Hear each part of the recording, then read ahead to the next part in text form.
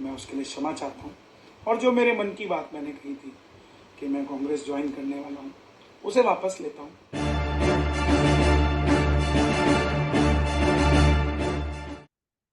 नमस्ते। चर्चा में आपका स्वागत है। मैं हूं शिव मिश्रा।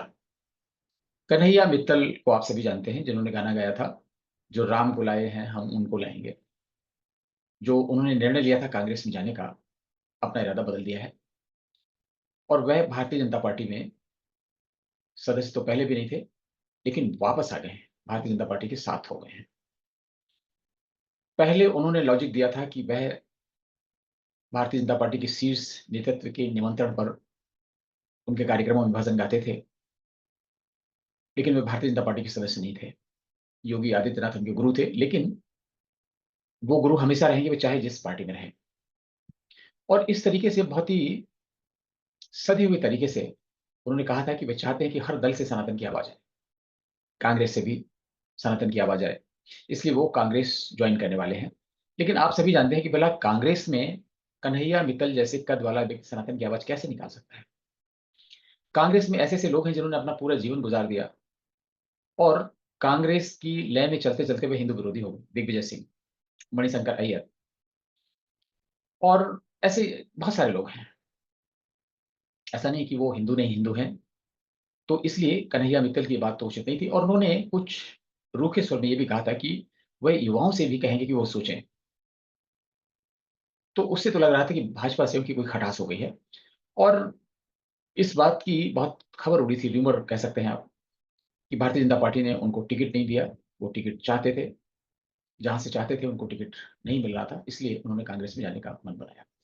लेकिन यहाँ एक बात कहना बहुत जरूरी है कि जब कन्हैया मित्तल ने ये संदेश दिया था कि वे कांग्रेस ज्वाइन करने वाले हैं, तो उन्होंने ये कहा था कि हाँ, वो सोच रहे हैं और ज्वाइन करेंगे। अभी निश्चित नहीं है कब करेंगे, कैसे करेंगे। तो अगर कोई दूसरा नेता होता, खांटी राजनीति वाला, तो वह किसी को हवा भी नहीं लगने देता कि वह कांग्रेस में जाने वाला है और सीधे जाता। लेकिन चूंकि कन्हैया मित्तल राजनीतिज्ञ नहीं है, इन्होंने पहले से अपनी बात रख दी। और जब उन्होंने बात रख दी तो सनातन के जितने भी लोगों को बहुत पीड़ा हुई। बहुत स्वाभाविक है कि जो राम के भजन गाता था, आज भी देवी देवताओं के मंदिरों में जहां कहीं भी भजन होते हैं उनको बुलाया जाता है। और ऐसे समय में जब कांग्रेस पूरी तरह से मुस्लिम पार्टी बन चुकी है, अगर कन्हैया मित्तल जैसा व्यक्ति वहां जाता तो लोगों को खराब तो लगा।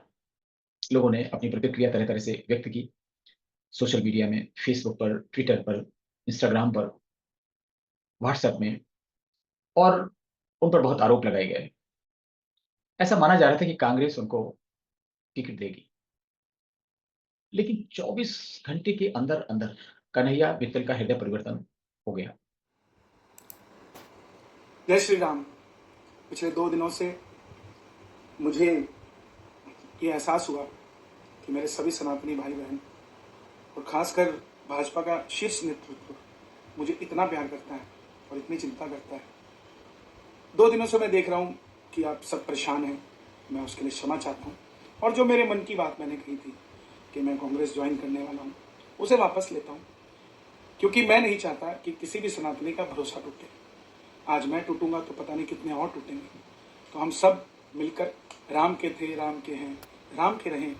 और पुनः आप सबसे क्षमा प्रार्थी हूँ जिसके कारण आप डिस्टर्ब हुए।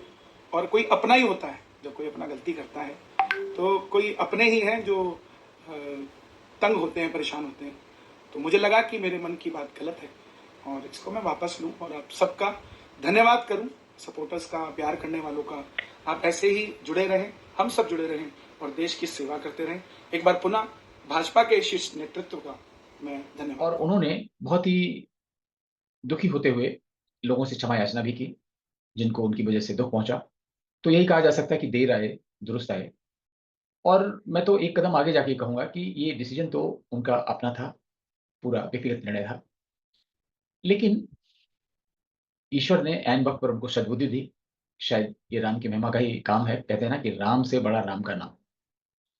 वो राम का नाम भजन में लेते हैं, जैसे भी लेते हैं, लेकिन राम की कृपा उन पर है।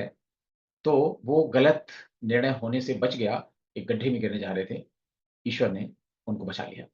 और इस तरीके से जो कन्हैया मित्तल हैं, अब हरियाणा के चुनाव में ना भारतीय जनता पार्टी से चुनाव लड़ेंगे, ना कांग्रेस से चुनाव लड़ेंगे और अब देखने वाली बात होगी कि वो फिर गण आएगा। जो राम को लाए हैं, हम उनको लाएँगे और वो उनको चुनाव प्रचार में भाजपा स्टार प्रचारक के रूप में इस्तेमाल भी करेगी और कन्हैया मित्तल भी खुशी-खुशी करेंगे। और अब जिन सधे हुए शब्दों में उन्होंने क्षमा याचना की है सनातनी बंधुओं से, शायद इतनी जल्दी वो अब पासा पलट नहीं पाएँगे। तो जो भी है, अच्छा ही होता है, जो देर आए दुरुस्त आए, लौट के कन्हैया मित्तल भाजपा में आए। तो और किसी ज्वलंत मुद्दे पर आपसे मुलाकात होगी, तब तक के लिए आज्ञा दीजिए। नमस्कार।